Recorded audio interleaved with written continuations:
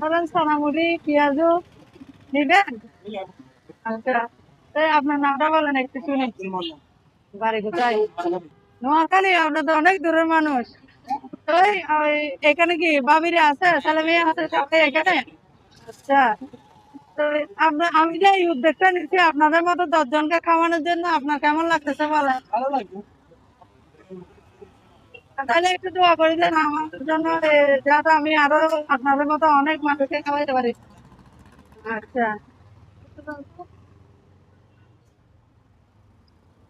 আচ্ছা, আমার আপনাদের একটা টেকনিক।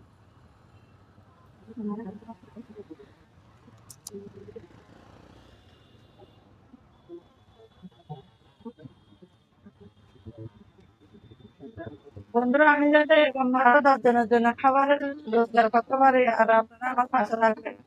আসসালামু আলাইকুম।